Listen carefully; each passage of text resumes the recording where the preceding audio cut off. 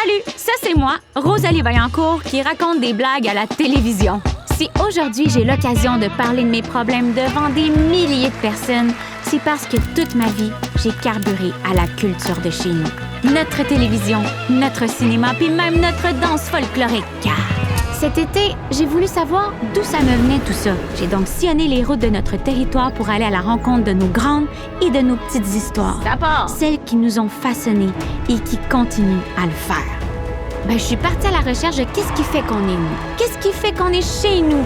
Puis qu'est-ce qui fait qu'on est, chez nous. Bienvenue chez nous.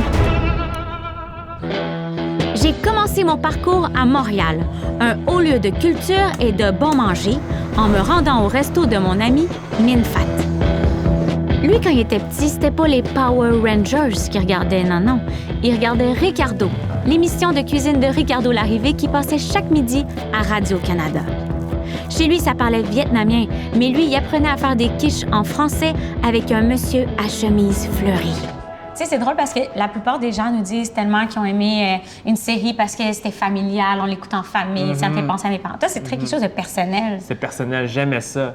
J'aime ça, regarder le monde cuisiner. C'est drôle parce qu'aujourd'hui, je suis comme Ricardo dans le temps. Il y a des jeunes qui me regardent, puis surtout les chefs. Il y a des parents qui écrivent des emails pour leurs enfants qui sont plus jeunes de l'âge que j'écoutais Ricardo, puis sont comme...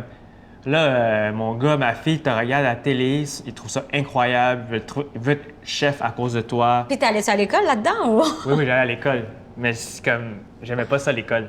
Non? Fait que j'aimais ça regarder des trucs de cuisine à la place. Puis t'avais l'impression d'apprendre. C'était comme ton école. Exact. La télé, c'était ton école. Exact. En fait. Mais tu sais, après ça, dans la vie, tu réalises que comme, OK, t'aimes pas l'école, mais genre, je suis intéressé à ça. Pourquoi je suis intéressé à ça? Ça a comme ouvert une porte, comme OK, c'est ça que je veux faire dans la vie. Cette télé-là m'a amené à faire mon choix de métier plus tard. Mais c'est drôle parce que moi aussi, c'est la même chose. C'est la télé qui m'a donné ce goût-là. Puis il y a plein de monde que c'est ça. Tu sais, quand tu écoutes la télé d'une façon très personnelle, moi, j'écoutais mes émissions toute seule, moi et l'autre, que ça s'appelait. Puis c'est Dominique Michel, puis elle était bien excitée. Puis c'est ça qui m'a donné le goût de faire humoriste. Puis à chaque fois que j'en parle à quelqu'un qui écoutait une émission tout seul, de quelque chose de très précis, c'est tout le temps devenu son métier plus tard. La représentativité, c'est super important, mais pour toi, c'est arrivé la journée où tu as regardé Les Bougons. Les Bougons, c'est là-dedans qu'on a découvert Antoine Bertrand, dans le temps qu'il avait les cheveux de noir silence. Puis il y a aussi un personnage d'origine asiatique, le fils Mao. Mao, mais on savait pas si c'était une petite fille, un petit gars. T'es comme qui. Mais c'est pas grave. Mais c'est quelqu'un qui a la même face que moi, avec le même accent que moi. Tu sais, pas de genre, on pense que c'est noir, puis genre, tu sais, c'est pas un fake. Ils ont vraiment mis une petite personne comme moi qui joue une petite personne québécoise comme moi. T'étais pas le stéréotype de l'enfant calme, asiatique et bon à l'école. Exact. Puis c'est vraiment bougon, là, genre, en train de crosser le système puis tout, là. Puis genre, je suis comme... Qu'est-ce que tu fais? De l'argent. J'envoie le même courriel une dizaine de fois par jour. À qui? À la liste des membres du Parti libéral. La meilleure façon d'apprendre la langue française, c'est en regardant des shows québécois. Puis on est comme tellement absorbé par ça, puis ça rend, on est une éponge, puis on veut voir, on veut savoir ça, fait qu'on est comme full concentré à regarder la télévision, puis ça catch à un moment donné. Plus tard, Kim Thuy et Chloé Robichaud sont passés au restaurant. Kim est couturière, avocate, écrivaine, puis ça tombe bien parce que j'ai des bas de pantalon à faire, une mise en demeure de mon voisin, puis j'adore la lire. Chloé, c'est un peu mon amie, genre, elle répond quand je lui écris sur Instagram, puis en plus, elle réalise des maudits bons films. Chloé m'a tout de suite parlé du film Emporte-moi de Léa Poul, le film qui a révélé au monde l'extraordinaire Karine Vanasse. C'est la première fois que je vois un film qui, on dirait que c'est moi, comme que c'est que je fais faire, c'est ma crise identitaire d'ado, les questionnements que j'avais, tu sais, est-ce que moi je suis homosexuelle, est-ce que c'est ça, j'ai l'impression que j'appartiens pas, puis c'était comme un film qui m'a beaucoup parlé, puis en même temps c'était un éveil pour moi à dire il y a une femme réalisatrice qui est derrière ça et qui raconte des histoires de femmes, ok, moi aussi je peux faire ça. Ça comme de jeunes femmes. Oui, de jeunes femmes, tu sais. En quoi c'est important qu'on voit des filles fortes dans les films d'ici et dans notre cinéma à nous? Bien, moi, je pense que c'est une priorité. Puis, tu sais, on dit forte, oui, forte, mais pour moi, c'est nuancé, complexe. Est-ce qu'on peut avoir une espèce de vision plurielle? C'est quoi être une femme? Autrement dit, pas juste cantonner la femme à une chose, à un stéréotype. Donc, comme jeune femme, quand tu vas au cinéma, ben tu peux dire « Ah, enfin, ça, c'est moi, tu sais, puis je me reconnais, puis ça me permet de me sentir mieux avec moi-même, puis... » Où ça ouvre l'esprit. Pour moi, Ouais. comme immigrante, quand je venais d'arriver, les films québécois me permettaient de rentrer chez les gens. Pour rentrer dans une culture, on a juste à écouter un bonheur d'occasion ou et là, on est dans la cuisine de quelqu'un. Comment est-ce qu'on bouge, comment est-ce qu'on cuisine? Et donc, pour moi, ça a été plus que juste cinématographique. C'était culturel, en ce sens. Inconsciemment, on adopte et on tombe en amour avec les personnages. Ouais. Et quand on tombe en amour avec les personnages, ben on tombe en amour avec la culture que le personnage porte. Est-ce que tu as aussi perçu ce que les gens pensaient des nouveaux arrivants dans les films? Est-ce qu'il y a quelque chose qui t'a fait comme « Ah, c'est comme ça qu'ils vivaient notre arrivée ». Il y a très peu de films qui tournent la caméra de l'autre côté. Et c'est pour ça que j'ai beaucoup aimé l'adaptation de mon premier livre par Charles-Olivier Michaud, c'est qu'il a tourné la caméra de l'autre côté. C'est-à-dire comment est-ce que nous, on regardait les Québécois et comment est-ce que les Québécois nous voyaient aussi. Et des deux côtés. Donc, il y avait un malaise des deux côtés. Quand je suis arrivée, jamais je pensais que les Québécois pouvaient se sentir intimidés aussi par nous. Parce que nous, on se trouvait très vulnérables et eux, complètement établis, stables et tout. Donc, jamais on avait un doute qu'eux aussi, ils savaient pas comment nous accrocher. Ouais. Notre cinéma révèle qui nous sommes. Oui. Et archive. Archive. Ouais. Absolument. Oui. C'est le reflet de qui on est. À cette époque-là, on marque un moment dans l'histoire. Tu sais, je l'ai vécu avec Deux femmes en or où on vient d'adapter, puis on a regardé 50 ans plus tard, en 70 versus aujourd'hui, puis ça m'a permis un peu de dresser le portrait de comment la vie des femmes a évolué depuis 70. Deux femmes en or, c'est le dernier projet de Chloé. Elle a revisité une comédie grivoise des années 70 avec un peu de monde tout nu, mais d'un point de vue féministe. Quoi, les films nous parlent de nous racontent quelque chose, puis nous permettent de tracer des liens avec aujourd'hui, tu sais. Il faut pas avoir peur non plus de montrer exactement comment on fait les choses ici. Comment on aime, comment on partage, parce qu'on est en train aussi de partager notre culture.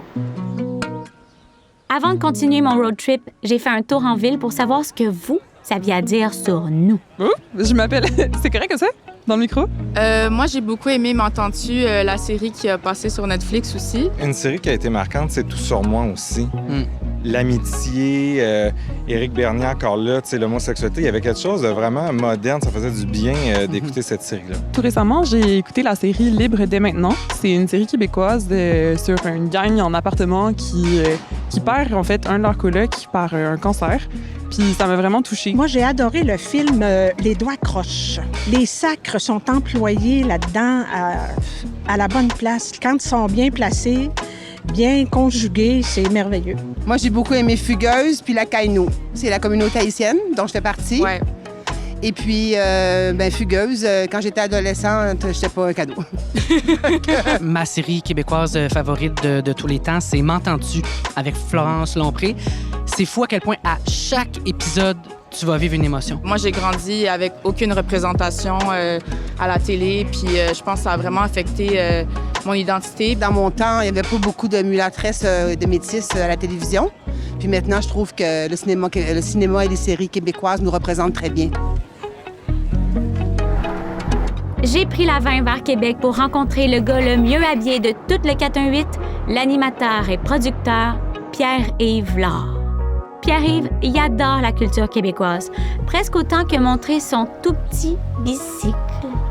Il est tout petit. C'est bizarre. Mais il est content. T'es le plus grand fan de télé que je connais. Ah oui? Oui, vraiment. Okay. Parce que on dirait que t'aimes tout. C'est quoi la série qui t'a le plus marqué, qui t'a le plus transporté, mettons? Je pense que la première série que j'ai comme, pas bingé, mais événementielle avec des amis, c'était Omerta. OK. Je pense que c'était le lundi soir à 9h. On se rejoignait, c'est un de mes premiers apparts, on se rejoignait genre un petit 6-pack, puis là, on écoutait ça. Est-ce que c'est ça qui t'a donné le goût de faire ça plus tard? C'est quoi le déclic? Je pense que c'est les jeux télévisés. Ah, ouais. Ouais. Je regardais ça, Que le meilleur gagne. Que le meilleur gagne! Un quiz iconique des années 90. Grégory Charles posait des questions à 100 concurrents qui s'éliminaient jusqu'à ce que le meilleur gagne. pour moi, c'est un peu un ancêtre de Sans génie. Je veux dire, s'il n'y avait pas eu de Génie en herbe que Le Meilleur gagne, je sais pas si on en serait venu. C'est des inspirations directes, mais je me souviens que très tôt, j'étais comme, moi, dans la vie, j'aimerais vraiment ça animer un jeu à télé. Puis je trouve aussi qu'on a eu l'audace au Québec d'inventer nos propres jeux. C'est correct de prendre un format qui a fait ses preuves partout dans le monde, tout, mais quand on se dit, hey, on invente un jeu, nos propres règles, nos affaires, avoir le courage d'amener ça en ondes puis de le roder pendant quelques années. Moi, personnellement, j'aime ce processus-là, puis je suis fier quand je vois qu'il y a des jeux qui viennent d'ici, alors que j'ai rien contre le fait que les formats voyagent. C'est bien correct, on exporte de la télé, on en achète. Mais à un moment donné, il faut se faire confiance aussi, dans les jeux, dans les fictions puis dans tous les styles de télé. Les productions d'ici, ça nous rassemble, parce qu'on peut regarder des choses qui nous ressemblent, on se voit. Comment on fait pour rendre ça accessible? C'est ça. Si c'était accessible, on l'écouterait. Les télés qu'on achète maintenant, c'est plus des télés, c'est des ordinateurs. Puis ça, moi, je pense que il faut être conscient du fait que maintenant, t'achètes une télé, il y a 3 pitons dessus. Netflix, Disney, Amazon. Tu rentres ça chez vous, puis là, je suis comme, moi, je veux écouter la Cagnou. Hey, comment je fais? Hey, oui, faut que j'installe la...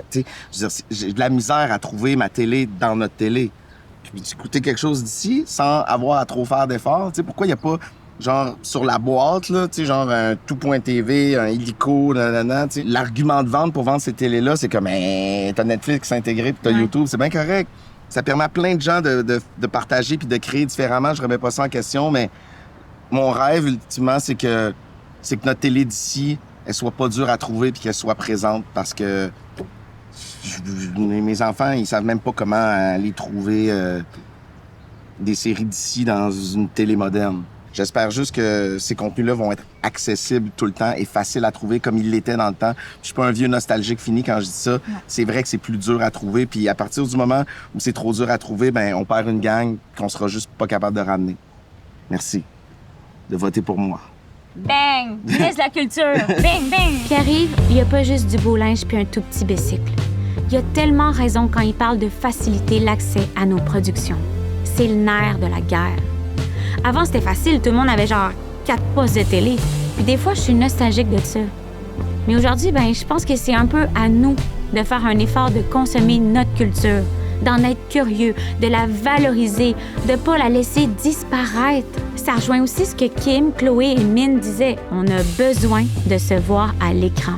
Qu'on soit issu de l'immigration, de la communauté LGBTQ+, ou même qu'on soit un gars de brossard, on a besoin de se projeter, d'exister dans l'imaginaire collectif.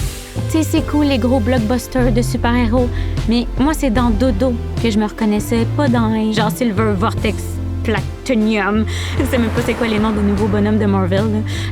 En tout cas, je continue la route. Attention, je m'en viens nous voir.